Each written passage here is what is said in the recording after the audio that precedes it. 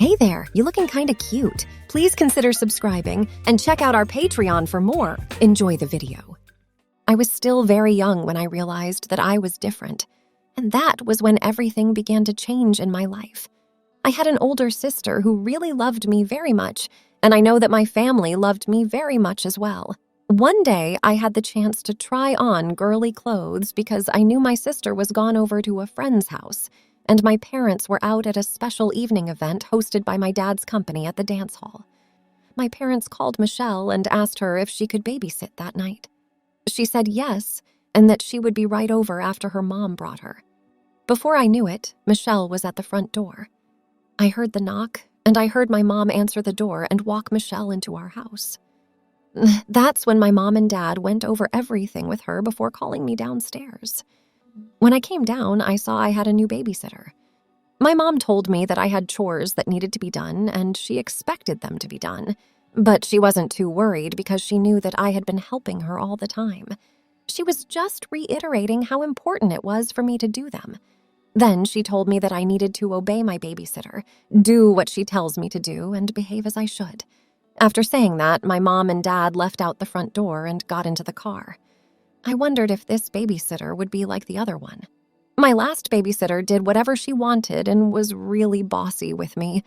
I did not like her and told my parents that when they got back after our first time with her. I was glad that Michelle was not like this. She was so occupied with doing her own thing, like talking on the phone and painting her nails, that she didn't pay much attention to me. This seemed like my chance. I was always curious about why my sister loved wearing her dresses and skirts, and I always wanted to know what it would feel like to wear them. She once joked that I could try them on and wanted to see me as a girl. This thought was stuck in my head for a long time. So I quietly went upstairs and began walking to my sister's room as quietly as I could because I didn't want to make any sounds where the babysitter would come and check on me. I figured that she would be occupied long enough for me to do what I wanted to do. I walked into my sister's bedroom and began to look through her drawers. I found a camisole, though I didn't know it was a camisole at that time. I pulled it over my head, noticing it was about the same length as my shirt and that my sister wore it under her dresses. As I pulled it on, I noticed it had a lot of lace. This really made me feel very pretty. I decided to see myself in the mirror, then I opened the closet, which had a lot of dresses and skirts inside. I began to look for a dress that I thought was very pretty, one that I believed would make me feel like a princess. I found a pink frilly dress that I really liked. For some reason, I really liked the color pink. I didn't know why, but I did. The dress had a zipper, so I unzipped it and pulled it over my head. I was just enjoying the clothes, looking in the mirror, not realizing how much time it had taken to get dressed. I was reveling in what I saw and now understood why my sister loved wearing her clothes. I always wanted to be a girl, and I knew this wasn't just a phase for me. I knew I wanted to do this more and more. So after I had the dress on, I went back to the dresser, found a pair of her socks, and walked over to the chair in front of the vanity dresser to put them on. Then I went back to the closet, found a pair of shoes, and put them on. I liked how they fit me. I liked the way I looked in the mirror, turning to my right side, then to my left, and doing a twirl. I loved how the dress swished against my legs. While I was enjoying the time, I didn't hear Michelle come up the stairs, which I thought I would. Before I knew it, she had come looking for me without calling out. She first looked in my bedroom, then my parents' room, and finally, my sister's room. When she opened the door and saw me wearing girly clothes, she started to giggle and said, "Oh my gosh, what a pretty girl you make. You know, you should have been born a girl because you are way too pretty to ever be a boy." I was surprised by her remarks. I thought for sure that I would get into trouble. Instead, she said, "Well, I think you need to follow me downstairs." I asked her if I needed to change my clothes first, and she said, "No, your parents won't be home for a while, and your sister is spending the night away, so she won't be home until tomorrow. We have all night to play together, and I will teach you how to be a girl. Won't you love doing that?" I just shyly nodded my head in agreement. As I looked at her, wondering what she meant by all night to play, she started working on my fingernails, shaping them in a round shape. After shaping my nails, she applied a clear coat and asked me to blow on them to get them dry before putting on the color layer. I was loving all that she was doing. Then she pulled out another bottle from her purse and began to apply a layer of pink polish on top of my nails. They looked so pretty. Next, she took out a hairbrush and started brushing my hair. She reached into her purse again, pulled out a hairband and then lip gloss. She applied it to my lips, making them shiny, and showed me in a mirror. She then suggested we give me a new name. I told her I wanted to be called Martha, explaining how much I loved my great-grandmother, who was sweet and caring before she passed away. My great-grandmother believed boys should be rough and tough, which I never related to. I preferred spending time with my sister instead of playing with boys. My babysitter agreed to call me Martha when she babysat. She promised to help me get dressed next time so we could have more fun together, and she could teach me more about being a girl. I was so happy with everything she said that I gave her the biggest hug. I really loved my babysitter, and we got along very well. We talked about different things, played with my sister's dolls, and even played house, where I pretended to be the little girl of the family. Eventually, she helped me get out of the dress and put everything back in my sister's room. She told me to put the underwear I was wearing in the laundry and to be careful when putting things back. She then said we needed to go to the bathroom to remove the nail polish from my hands. I looked at her sadly because I didn't want to lose the pretty look of my nails. But she reassured me that we would paint them again when she came to babysit next time. She removed all the nail polish from my fingers, and I agreed to her instructions, knowing that my parents would not be happy if they saw my nails painted. My babysitter, Michelle, said I should have already been in bed, but we were having such a great time. She knew I didn't want to stop, but we both knew it was bedtime. After getting ready and climbing into bed, she began reading me a bedtime story. She said she wouldn't finish it tonight and that I needed to try to sleep. That's when we heard a car in the driveway. Michelle also heard it and told me to pretend to be asleep when my parents came in. When they asked Michelle how the night went with me, Martin, she replied, "He was an angel. He listened to everything I said. When bedtime came, he brushed his teeth, washed his face and hands, put on his pajamas, and got into bed. I read him a story and he fell asleep before I finished. He was very good tonight." My dad then paid her, saying, "It seems this is working out well. We hope to use your services again soon." Michelle assured them she was available whenever needed for me or my sister Brenda. My mom thanked her and my dad offered to drive her home. After they left, I heard my mom coming upstairs to check on me, a habit she's maintained even as I've grown older, because she loves me deeply. She entered my room, unaware I was pretending to sleep, and whispered, "Good night, my sweet baby. I hope you have good dreams tonight." The next morning, I woke up aware it was Saturday and went downstairs to the kitchen where my mom was making breakfast. That's when my parents wanted to talk about how my night with Michelle went. I told them it went really well. Michelle was very nice to me, and we played a few games together. I said I really loved having Michelle as my babysitter. She was much better than my last one. When she told me to do my chores, I did them without being reminded again, because you know how helpful I am around the house. Michelle was surprised, as she had never babysat someone who did what they were told without arguing or complaining. After I finished my chores, she suggested we play some games together, something my last babysitter never did. I had to play by myself, then she suggested watching a bit of television, choosing a show that wouldn't give me nightmares and that she knew I would enjoy. After watching TV for a while, she said it was time for me to go upstairs and get ready for bed. So I brushed my teeth, washed my face and hands, and then climbed into bed. She went to my bookcase, pulled out a book, and asked if I'd like her to read it to me.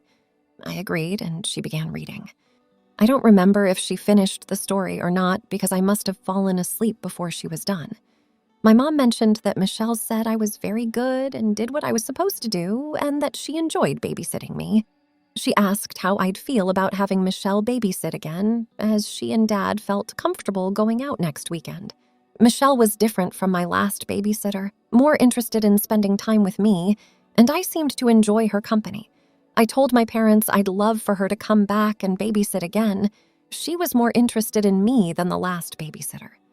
My mom liked that Michelle didn't help herself to our snacks, unlike the other girl who just watched TV and didn't really watch me. My mom hoped Michelle would be available next weekend to babysit again. She even thought about letting Michelle borrow my sister's clothes if she came back soon. It wasn't long after my mom talked to me that my sister Brenda opened the front door, followed by Susan, Melissa's mom. That's when I realized that if Brenda was home and didn't do something next week, I probably wouldn't be able to get dressed up with Michelle's help. Brenda said she needed to change and headed upstairs to her bedroom. I knew she would ask for my help to clean her room, and I would just do it. She always says she'll help clean, but she usually gets occupied with something else and doesn't really help, so I end up doing most of the work. I don't mind, though. I like being helpful. While Brenda was upstairs getting changed, my mom began talking to Melissa's mom. After a while, my mom thanked Susan for dropping off my sister, and Susan said goodbye to us and left for her house. When Brenda came back downstairs, she asked our mom if she could go over to the neighbor's house to play with her friends, Janet and Karen. Our mom agreed, but said she needed to be home by supper time. I wasn't worried about Brenda noticing anything unusual in her room, as she didn't pay much attention to it. I had to be careful around my mom, though, as sometimes she seemed to suspect that something wasn't right. My mom knew I had a kind and caring heart and trusted me with more responsibilities. She was aware that I would volunteer for even the smallest jobs to help others, and that I always offered to help her at home. She also knew how much I cared about helping people. I always tried to help my mom around the house as much as I could. My mom understood that most of the time I did my sister's chores instead of her, as my sister often tried to get me to do them for her. To me, I just wanted to be helpful to everyone, and I really enjoyed the opportunity to do so. I really tried my hardest to do the best job I could. By doing the chores, my sister always made sure we had a great time together. I even enjoyed going places with her because we were doing them together, and she didn't pick on me like a typical sister might do to a brother. I remember the times we played together, and I really wished I could have played with her dolls, but I knew I couldn't even begin to ask her, and she probably wouldn't have let me anyway. As I helped my mom around the house, I also assisted my dad with whatever he needed. Whenever my neighbors asked for help, I always asked my mom if I could assist them, and then I would go over to the neighbors and help them out. Everyone knew me as a helpful kid, always dependable. They knew that if they needed someone to do a small task for them, they could depend on me. So when these neighbors started giving me a little bit of money for all my work, they asked my mom and dad first to make sure it was okay with them. I had no idea that my sister heard my prayers at night until the next day when she came to me. We usually woke up before our parents, and that's when my sister said to me that she wanted to ask a question because she heard me say in my prayers last night, "Lord, I don't know why I was made by a mistake and why I feel the way I do. I wish I could be just like my sister, so I'm asking you, please turn me into a little sister to my big sister and let me be another daughter to my parents. I am asking you, please, to answer my prayers. Amen." She asked why I was asking God to change who I am. I told her that she had to promise not to tell Mom and Dad about this. It had to remain a secret between me and her. Since she could not promise me this, I told her I would not give her any answers. This is when she promised me she wouldn't tell anyone about whatever I said. That's when I began to tell her that I didn't want to be a boy anymore. I tried to explain that I just didn't feel right. I know what I was born with, and I haven't been able to deal with it. I really feel that God made a mistake with me when I was born. I don't know why, but I'm more comfortable with you than with the other boys. You know that I don't like doing anything with them and that I enjoy being with you and playing with you. You know that I don't like playing with trucks and most of the other boys' stuff that Mom and Dad buy me every Christmas and birthday. You know how much I dislike the racetrack that my mom and dad bought me. I never play with it, but I love my teddy bear, and you've heard me talking to it as if it's a real person. I have all my stuffed animals on my bed, and you probably don't know that I need to sleep with them every night. And about the time I went over to the neighbor's house to spend the night with Tommy. You might not know, but he doesn't sleep with stuffed animals, which was really strange for me. I had a hard time falling asleep that night. Tommy's mom thought I was just homesick and decided not to ask me to spend the night again. I'm not going to say Tommy was mean to me, so to speak, but he didn't treat me like a friend would. He always made me feel uncomfortable. He wanted me to play with things that I didn't really want to play, so I did my own thing and played pretend a lot, often with imaginary beings. That's when I asked my sister if she remembered one of them being a unicorn. She said, "I don't really remember that." That's when I told her what I had heard and began to tell her that I believed that if you ever saw a unicorn and touched its horn, it would grant your wish. I know this was years ago, but I remember talking to you about it. When I found out that unicorns don't really exist and I would never see one, I gave up hope and started praying to God. If anybody could grant my wish, it would be him. So that is why I prayed that prayer. I'm sorry that you feel like this. And if it helps you, I never really considered you my brother, my sister said. But I'm not going to say I considered you my sister because I don't. But I knew you were different from any boys I ever knew. I see how boys treat me at school, and you don't do that to me. I'm sorry that you are not a girl, and I will keep your secret safe. I will not tell Mom and Dad. You are free to try on my clothes to see if it makes you feel like the person who you really want to be. After she said that, the thought kept lingering in my mind. I remember that at night we would sometimes sit around the fire pit my dad built. It wasn't really like a campfire since we weren't camping, but just a fire that we visited around with the neighbors. I did this until it was time for me to go to bed. As time passed, my parents really wanted me to play with Tommy and a few other kids in the neighborhood. They didn't really like to play with me and only tolerated me because their parents told them they had to. I knew that if their parents hadn't said anything, they wouldn't have played with me at all. I didn't like throwing the football around or kicking the ball. They said I threw like a girl. Boys can be mean, and that's exactly what they were to me. No one ever told me that I should have been born a girl, except for Michelle. I remembered all the times she helped me be the girl she knew I wanted to be. I loved it whenever she said that to me, but eventually I felt sad because she had to leave the area for a job offer in a different state. Michelle was my babysitter for a while, but after that, she was gone.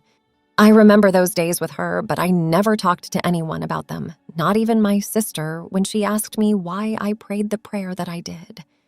As time passed, I continued my journey to school, consistently assisting my teachers. This earned me the title teacher's pet from my classmates, who would often tease me about it. Nevertheless, my passion for helping others never waned, and I dedicated my time to aiding everyone I could, finding joy in being helpful. Every night, without fail, I repeated the same prayer before bed. Even when my sister overheard and questioned why I persisted with the same words, I couldn't shake the feeling that something about who I was didn't sit right with me. In addition to this, I remained a steadfast support at home, helping our mom with house cleaning and assisting our dad in every way possible. My efforts prompted a playful comment from my sister, who called me her little maid, followed by a giggle. I recall the shopping trips with Mom, particularly the discomfort I felt while buying school clothes. There was something about them that never felt right, especially when I compared them to the school clothes my sister wore. It wasn't until I was a bit older when I began dressing differently again. Yet my commitment to helping others never faltered. I diligently completed my chores, willingly cleaned my sister's room upon her request, and even assisted my mom with the laundry. She trusted me to organize the clothes in the closets and drawers, not just in her and Dad's room, but also in my sister's and my own room. I took on the responsibility of placing towels in the bathroom closet, ensuring we always had clean towels for showers. This task highlighted another difference in me. Unlike my dad, I was never comfortable taking showers, preferring baths instead. Initially unaware of the bubble bath liquid soap my mom had, I eventually discovered it and found great enjoyment in using it during my baths. One day, I saw my sister shaving her legs and underarms, which sparked the idea that I might try it too. The first few attempts at removing hair from my legs were challenging, but I managed. Then, noticing the hair on my arms and underarms, I felt a strong aversion to it. I couldn't explain why, but I found it repulsive on my body. So I shaved my entire body, feeling that any hair below my eyebrows was gross. I didn't understand these feelings since I wasn't taking any hormones, but they were there. I wanted to be just like my sister. I would do anything to become a girl. Eventually, this would become reality. Thanks for watching. Check out Patreon if you want to have early access to the other parts. If not, it will be online in a couple of days.